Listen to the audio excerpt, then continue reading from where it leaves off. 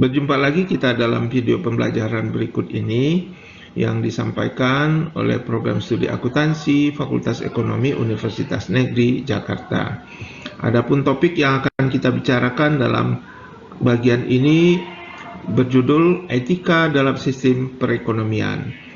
Adapun topik ini nanti akan disampaikan secara lebih detail oleh anggota tim yang terdiri dari Anggun Sri Dewi Ratnasari, berikutnya Kusnani Mufida, lalu ada Hani Agustiani dan Yasmin Safitri. Adapun topik yang akan kita bicarakan ini kami bagi ke dalam beberapa pokok pembahasan sebagai berikut. Pertama, topik yang akan dibicarakan meliputi hakikat ekonomi. Kedua, etika dan sistem ekonomi. Ketiga, 5 dimensi bisnis. Keempat, tanggung jawab stakeholders dan pemangku kepentingan. Kelima, tanggung jawab perusahaan dalam bentuk CSR. Keenam, tingkat keterlibatan CSR. Dan ketujuh, peraturan terkait dengan CSR. Serta yang terakhir itu pro dan kontra terhadap CSR yang ada. Kami berharap penyajian ini dapat menambah wawasan kita bersama, terutama para penonton semuanya, dan bisa menarik berbagai manfaat dari tayangan kami ini. Demikian yang kami sampaikan, semoga bisa bermanfaat bagi kita semuanya. Selamat menyaksikan dan terima kasih. Baik, selanjutnya kita masuk ke topik hakikat ekonomi. Hakikat ekonomi. Ekonomi itu berasal dari kata Yunani, ekonomia, yang berarti pengelolaan rumah. Dan dimaksud dengan pengelolaan rumah tangga itu memenuhi kebutuhan hidup anggota keluarga dan berkembang menjadi ilmu yang berhubungan dengan produksi, distribusi, dan konsumsi. Nah, ilmu ekonomi itu berkembang berdasarkan asumsi dasar tentang kebutuhan manusia yang tak terbatas dan sumber daya yang terbatas, sehingga memunculkan persoalan tentang bagaimana mengeksploitasi sumber daya secara efektif dan efisien guna memenuhi kebutuhan manusia yang tak terbatas. Di sini, ilmu ekonomi modern dewasa ini telah menanamkan paradigma tentang hakikat manusia itu sebagai berikut. Yang pertama, itu manusia adalah makhluk ekonomi. Yang kedua, manusia itu mempunyai kebutuhan yang tak terbatas. Yang ketiga, dalam upaya merealisasikan kebutuhannya, manusia itu bertindak rasional. Nah, dampak dari paradigma ini adalah menekankan tujuan hidup manusia hanya pada kekayaan materi, mengabaikan potensi kesadaran transendental, dan mengajarkan bahwa sifat manusia itu serakah. Next. Etika dan sistem ekonomi. Terkait hal ini terdapat dua paham sistem ekonomi ekstrim yang berkembang, yaitu ada ekonomi kapitalis dan sistem ekonomi sosialis dan komunis. Nah, di sini dalam sistem ekonomi kapitalis, kebebasan individu untuk memiliki dan mengusahakan kekayaan secara individu menjadi nilai yang paling penting. Nah, sementara itu dalam sistem ekonomi sosialis atau komunis, itu negara memiliki kendali atas alat-alat produksi dan kegiatan produksi serta distribusi pendapatan yang diatur oleh negara untuk kemakmuran masyarakat secara keseluruhan. Nah, dalam konteks etika bisnis, kapitalisme ini didasarkan pada etika egoisme dan etika hak, yang menyatakan bahwa suatu tindakan dianggap baik jika setiap individunya itu mampu merealisasikan kepentingannya dan menghormati hak-hak individu lain. Namun, sistem ekonomi sosialis dan komunis ini mendapatkan nilai-nilai kemanusiaan dan solidaritas untuk mencapai kemakmuran bersama. Selanjutnya, itu di samping kedua paham sistem ekstrem di atas, itu masih dijumpai sistem ekonomi lainnya yang merupakan gabungan dari kedua sistem tersebut. Soekarno sebagai pemimpin bangsa Indonesia yang sangat disegani telah memperkenalkan falsafah negara yang sangat terkenal, yaitu Pancasila. Nah, pokok-pokok pikiran dalam falsafah Pancasila ini yaitu tujuannya mewujudkan masyarakat yang adil dan sejahtera. Nah, landasan operasionalnya itu kayak kepercayaan kepada Tuhan Yang Maha Esa sebagai landasan spiritual, hak asasi manusia, persatuan rakyat Indonesia, dan kearifan demokrasi. Next. Selanjutnya kita masuk ke topik etika dan sistem ekonomi komunis. Nah, dari pemikiran Karl Marx, itu tujuannya itu memeratakan kemakmuran masyarakat dan menghilangkan eksploitasi antara manusia. Nah, pemikiran ini mendapatkan pembenaran dari etika autorisme atau utilitarianisme dan deontologi. Nah, sistem ekonomi ini dalam penerapannya sering mengalami kegagalan, di mana banyak pejabat pemerintah lebih terlihat kaya dibandingkan rakyatnya. Tujuannya tidak tercapai. Nah, sistem ini sering mengalami kegagalan. Alasan pertamanya itu karena berdasarkan hakikat manusia yang tidak utuh, tidak percaya akan Tuhan Yang Maha Esa, dan mengandalkan kekuatan pemikiran pemecahan permasalahan hidup. Yang kedua, alat produksi dan kekayaan individu itu tidak diakui. Yang ketiga, produktivitas sumber daya manusianya itu rendah. Yang keempat, itu keadaan ekonomi komunis itu semakin memburuk karena mengutamakan produksi senjata. Selanjutnya, topik etika dan sistem ekonomi kapitalis. Dari pemikiran Juluk dan Adam Smith, intinya itu kebebasan individu itu memiliki, mengumpulkan, dan mengusahakan kekayaan secara individu. Pemikiran ini mendapat pembenaran dari teori etika egoisme dan etika hak. Nah, akibat dari sistem ekonomi kapitalis ini ada 3 akibatnya nih. Yang pertama itu ada ancaman KKN, konflik dan eksploitasi. Nah, yang kedua itu ada penyalahgunaan kekuasaan untuk mengejar kekayaan individu, dan yang ketiga ada gaya hidup yang kurus, konsumtif, dan serakah. Selanjutnya, etika dan sistem ekonomi dalam bisnis.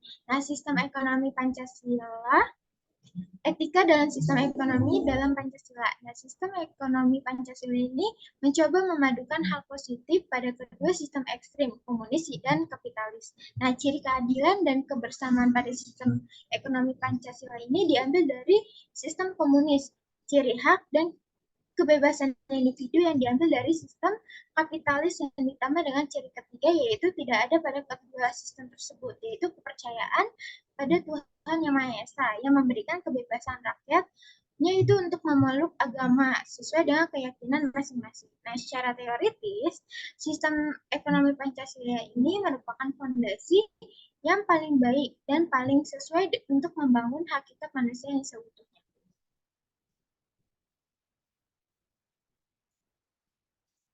Selanjutnya, etika dan sistem ekonomi. Mengimplementasikan ketiga sistem ekonomi komunis, kapitalis, dan Pancasila itu, semua sistem ini memunculkan dampak negatif yang serupa. Dampak yang sering kita lihat yaitu kerusakan lingkungan hidup. Selain itu, kesenjangan dan ketidakadilan dalam distribusi kekayaan antara golongan kaya dan miskin semakin melebar. Kesimpulannya adalah bahwa sistem ekonomi apapun itu dapat memunculkan banyak persoalan yang bersifat tidak etis. Etis tidaknya suatu tindakan lebih disebabkan oleh tingkat kesadaran individual para pelaku dan aktivitas ekonomi, bukan pada sistem ekonomi yang dipilih oleh suatu negara. Topik selanjutnya yaitu pengertian dan peranan bisnis. Nah, pengertian aktivitas bisnis ini kan sangat luas. Aktivitas bisnis itu bukan saja kegiatan dalam menghasilkan barang dan jasa, tetapi itu kegiatan mendistribusikan barang dan jasa ke pihak yang memerlukan, serta aktivitas lain yang mendukung kegiatan produksi dan distribusi tersebut. Nah, kegiatan bisnis juga menjadi sumber penerimaan pokok nih dalam anggaran pendapatan dan belanja negara melalui perpajakan, bea masuk, dan cukai. Nah, di sini terdapat 2 pandangan nih tentang bisnis sebagaimana yang diungkapkan oleh Sonny Kraft, yaitu pandangan praktis dan pandangan idealis. Nah, pandangan praktis realistis itu memiliki tujuan bisnis untuk mencari keuntungan bagi para pelaku bisnis. Sedangkan pandangan idealis itu tujuan pokoknya dari bisnis adalah untuk memenuhi kebutuhan masyarakat. Dalam kedua pandangan ini tidak ada pola pikir persaingan dan tidak ada pola pikir untuk mengalahkan para pesaing agar bisa bertanding. Selanjutnya akan dijelaskan oleh rekan saya, Hani. Baik, terima kasih Anggun. Selanjutnya, yaitu etis tidaknya suatu kegiatan bisnis ditentukan oleh tingkat kesadaran the man behind the gun atau the business. Untuk memahami persoalan bisnis ini, Bertens pada tahun 2000 menjelaskan kegiatan bisnis menjadi 5 dimensi, yaitu yang pertama dimensi ekonomi, yang kedua dimensi etis, yang ketiga dimensi hukum, yang keempat dimensi sosial, dan yang terakhir dimensi spiritual.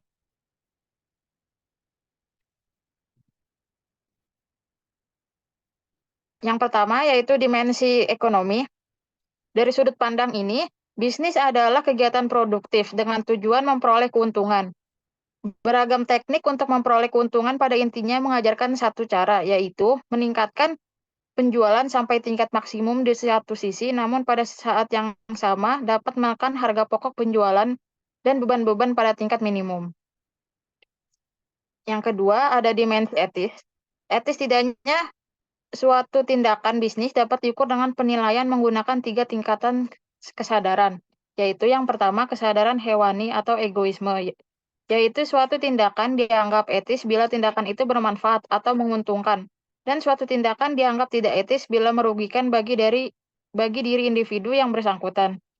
Yang kedua ada kesadaran manusiawi atau teori utilitarianisme, yaitu semua tindakan yang bermanfaat bagi diri individu dan masyarakat bersifat etis. Yang ketiga ada kesadaran spiritual atau transendental atau teori teonom, yaitu suatu tindakan dinilai etis jika tindakan tersebut bermanfaat bagi diri individu, masyarakat, dan alam serta sesuai dengan ajaran dan perintah agama.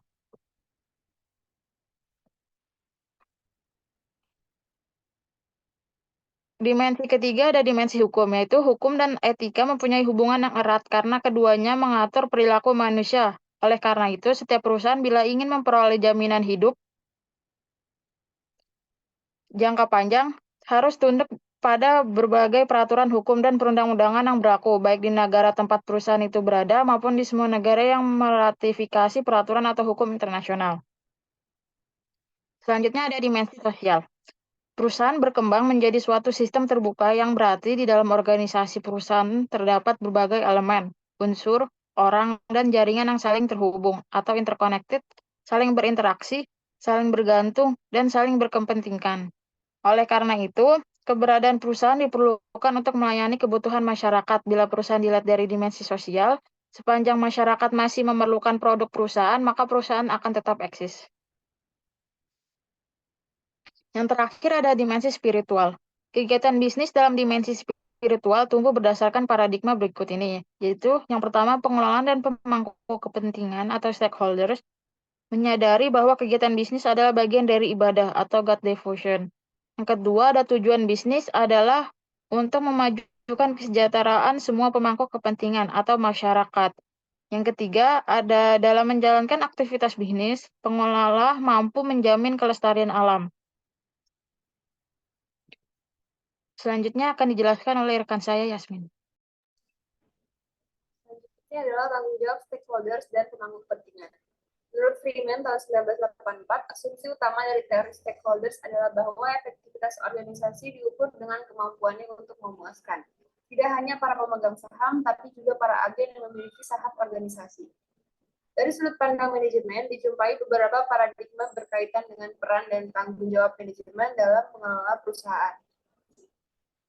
Menurut Schroeder tahun 1998, terdapat 6 teori pemangku kepentingan, yaitu teori kepemilikan, teori entitas, teori dana, teori komando, dan teori perusahaan.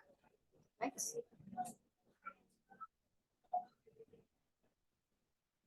Selanjutnya adalah hubungan tingkat kesadaran, teori etika, dan paradigma pengelolaan perusahaan. Tingkat kesadaran hewani dengan teori egoisme dan teori hak. Paradigma pengelolaan yaitu paradigma kepemilikan atau proprietorship paradigm. paradigma pemegang saham. Sasaran perusahaannya memperoleh kekayaan dan keuntungan yang optimal bagi pengelola yang sekaligus merangkap sebagai pemilik perusahaan. Pengelola atau manajemen sudah terpisah dari para pemegang saham selaku pemilik perusahaan. Sasaran perusahaan adalah memperoleh kekayaan dan keuntungan optimal bagi para pemegang saham. Yang kedua adalah tingkat kesadaran manusiawi. Dengan teori utilitarianisme, teori keadilan, teori kewajiban atau deontologi, dan teori keutamaan. Dengan paradigma ekuitas dan paradigma perusahaan. Sasaran perusahaannya yaitu sasaran pengelola perusahaan untuk meningkatkan kekayaan dan keuntungan para investor. Sasaran pengelola perusahaan ini juga untuk kesejahteraan seluruh masyarakat. Selanjutnya adalah tingkat kesadaran transendental dengan teori otonom dan paradigma perusahaan terserahkan dengan tujuan pengelolaan perusahaan adalah sebagai bagian dari ibadah kepada Tuhan. Next. Selanjutnya adalah analisis pemangku kepentingan. Pemangku kepentingan adalah semua pihak yang mempengaruhi keberadaan perusahaan dan atau dipengaruhi oleh tindakan perusahaan. Menurut Lawrence Weber dan Post tahun 2005. Dalam hal ini, hal penting yang perlu dipertimbangkan dalam proses pengambilan keputusan berdasarkan pendekatan pemangku kepentingan antara lain, yang pertama, melakukan identifikasi dan cari tahu kepentingan dan koalisi. Untuk pengambilan keputusan berdasarkan pihak yang paling menerima keuntungan paling besar, siapa pihak yang dirugikan jika ada, dan keputusan tidak berbenturan. Next. Selanjutnya adalah tanggung jawab perusahaan atau corporate social responsibility, yaitu komitmen bisnis untuk secara terus-menerus berperilaku etis dan berkontribusi dalam pembangunan ekonomi serta meningkatkan kualitas hidup karyawan dan keluarganya, masyarakat lokal serta masyarakat luas pada umumnya. Sehingga perusahaan tidak hanya menjalankan kegiatan operasional perusahaan, tapi juga peduli terhadap lingkungan sekitar perusahaan. Next. Selanjutnya, Elkington mengemukakan bahwa tanggung jawab sosial perusahaan mencakup 3 dimensi yang lebih populer dengan singkatan 3P, yaitu mencapai keuntungan, profit bagi perusahaan, memberdayakan masyarakat, people, dan memelihara kelestarian alam, bumi, atau planet. Dari konsep 3P yang dikemukakan oleh Elkington, konsep CSR yang sebenarnya ingin memadukan 3 fungsi perusahaan secara seimbang. Yang pertama, fungsi ekonomis yang merupakan fungsi tradisional perusahaan, yaitu untuk memperoleh keuntungan atau profit bagi perusahaan. Yang kedua, fungsi sosial, pemberdayaan pemangku kepentingan primer dan sekunder. Yang ketiga adalah fungsi alamiah, yaitu perusahaan berperan dalam menjaga kelestarian alam. Next. Materi selanjutnya akan dijelaskan oleh rekan saya, Suswani.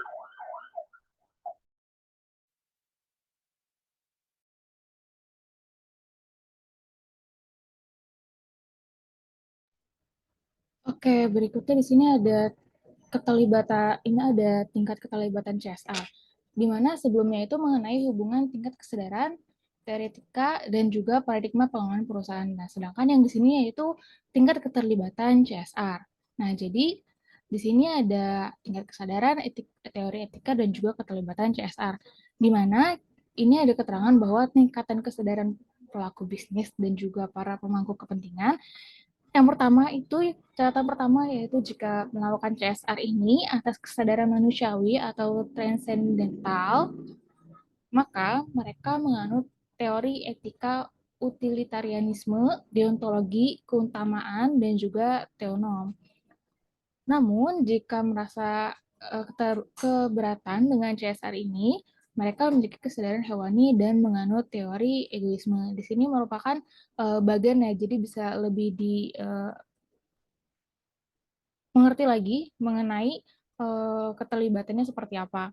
Jika keterlibatannya rendah, berarti tingkat kesadarannya itu termasuk yang hewani dan juga teori etikanya menganut egoisme. Tapi sedangkan jika keterlibatan CSR-nya tinggi, berarti dia merupakan penganut teori etika utilitarianisme dan juga teonom dengan tingkat kesadaran manusiawi dan juga transendental.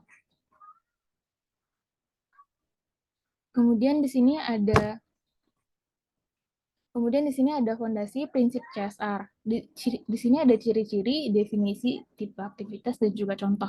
Di sini ada prinsip amal dan juga prinsip pelayanan. Jadi antara prinsip amal dan juga pelayanan ini sangat berbeda ya. Yang pertama definisi. Berdasarkan definisinya, prinsip amal ini, jadi bisnis itu seharusnya memberikan bantuan sukarela kepada golongan yang membutuhkan, golongan sekitar, lingkungannya. Kemudian untuk prinsip pelayanan, di sini tindakan bisnis itu seharusnya mempertimbangkan semua pemangku kepentingan yang akan terpengaruh dengan keputusan dan kebijakan perusahaan. Kemudian untuk tipe aktivitasnya, karena ini prinsip amal ya, jadi ini merupakan tipe aktivitas filantropi korporasi, di mana tindakannya itu secara sukarela untuk menunjang citra perusahaan. Kemudian untuk prinsip pelayanan sini, tipenya merupakan mengakui adanya ketergantungan perusahaan dengan masyarakat. Bukan kalau yang filantropi jatuhnya seperti masyarakat yang membutuhkan perusahaan kan. Sedangkan yang prinsip pelayanan di sini perusahaan yang membutuhkan masyarakat. Kemudian menyeimbangkan kepentingan dan kebutuhan semua ragam kelompok di masyarakat. Contohnya itu untuk prinsip amal yaitu mendirikan yayasan amal, berinisiatif untuk menanggulangi masalah sosial, bekerja sama dengan kelompok masyarakat yang memerlukan. Kemudian untuk prinsip layanan sini contohnya seperti pribadi yang tercerahkan, memenuhi ketentuan hukum, menggunakan pendekatan stakeholders dalam perencanaan strategis perusahaan. Kemudian selanjutnya di sini ada peraturan terkait CSR. Di sini ada 5 ya. Yang pertama ada peraturan Menteri BUMN tentang program kemitraan BUMN dengan usaha kecil dan program bina lingkungan. Kemudian yang kedua yaitu ada UU nomor 40 tahun 2007 tentang perseroan terbatas. Kemudian yang ketiga ada Undang-Undang Penanaman Modal nomor 25 tahun 2007. Kemudian ada Undang-Undang Minyak dan Gas Bumi nomor 22 tahun 2001. Kemudian yang terakhir yaitu ISO 26000 di mana ini tuh mengenai dokumen panduan internasional mengenai CSR. Kemudian selanjutnya di sini ada menurut Roy Goni ya, di sini ada 6 inisiatif sosial yang dapat dilakukan perusahaan. Yang pertama, di sini ada cause promotion, penggalangan dana untuk memberikan pengetahuan atau meningkatkan kesadaran terkait masalah sosial. Kemudian yang kedua di sini ada cause related marketing. Di sini untuk cause related marketing karena ini merupakan penyisian beberapa persen. Ini contohnya itu ketika perusahaan mengajak untuk membeli barangnya atau produknya, karena produknya ini keuntungannya itu sebagian akan didonasikan. Kemudian yang ketiga yaitu ada corporate social marketing. Di sini itu dengan cara membantu dalam mengembangkan atau implementasi dari kampanye melawan suatu perilaku yang negatif. Nah, contohnya itu seperti sebuah perusahaan yang ikut turut serta dalam pemantauan gizi melalui sebuah yayasan ya. Nah, kurang gizi atau stunting itu merupakan pengaruh yang negatif sehingga perusahaan uh, menggunakan inisiatif tersebut untuk melawan perilaku pengaruh negatif tersebut. Kemudian di sini ada yang nomor 4. Di sini ada corporate philanthropy di mana perusahaan inisiatif langsung dengan memberikan donasi atau sumbangan tunai. Kemudian yang kelima ada community volunteering, di mana dengan cara memberikan bantuan, mendorong karyawan, dan mitra bisnis untuk sukarela dalam membantu sekitar. Kemudian yang terakhir yaitu ada social responsible business practice, di mana inisiatif perusahaan dalam melakukan praktik bisnis tertentu dan investasi untuk meningkatkan kualitas komunitas dan melindungi lingkungan.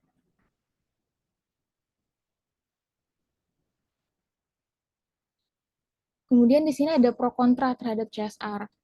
Di sini kontranya yaitu perusahaan merupakan lembaga ekonomi dengan tujuan mencari keuntungan.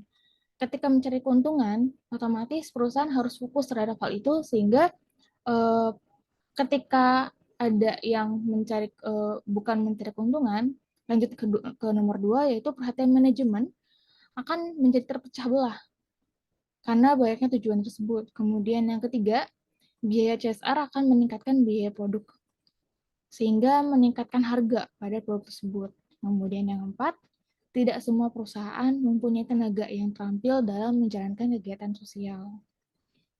Ini kontra, kemudian di sini ada pro. Kenapa sih pro? Yang pertama, ada kesadaran yang meningkatkan dan kesadaran masyarakat yang semakin kritis terhadap dampak negatif dari tindakan perusahaan yang merugikan.